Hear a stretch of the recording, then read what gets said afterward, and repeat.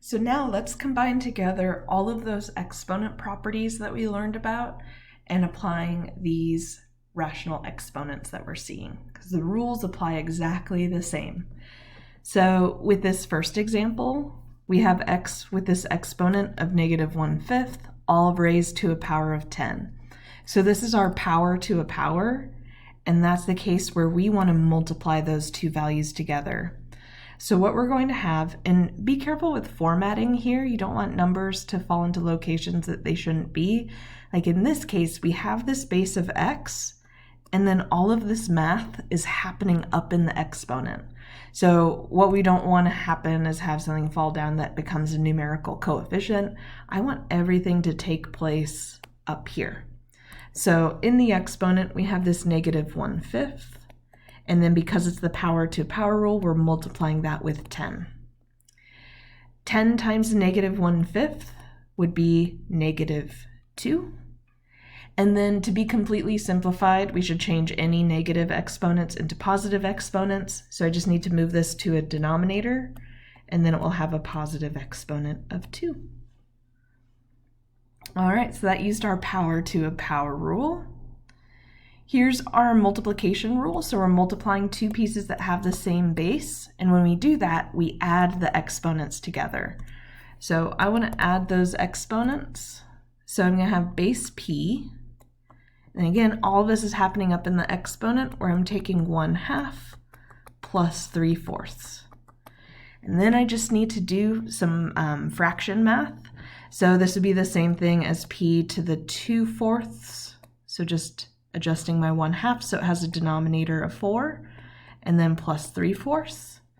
So this is going to be p to the 5/4. And then our instructions here say to leave it as rational exponent, so that would be completely done.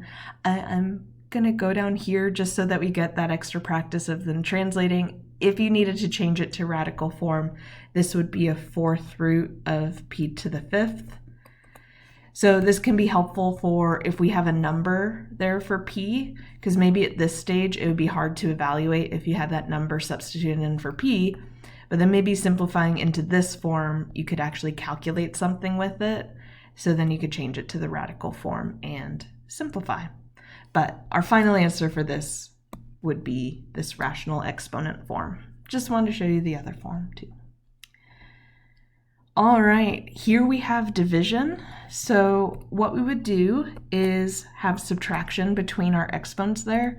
So we have this 2 multiplying on kind of the outside of everything. And then we have this base x. And then for the exponent, we're going to have subtraction. So 4 is in the numerator, so that'll go first.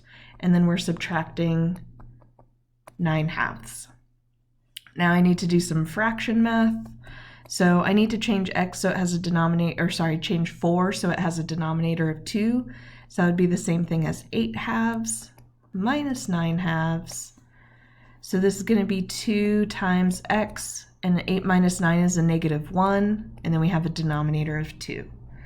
So I have a negative value there, so that means x is going to have to move into the denominator.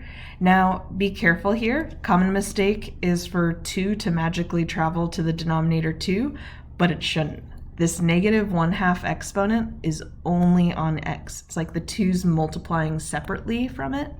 So 2 staying put because it doesn't have a negative exponent. So 2 stays in the numerator, and then x moves to the denominator and now has an exponent of +1/2.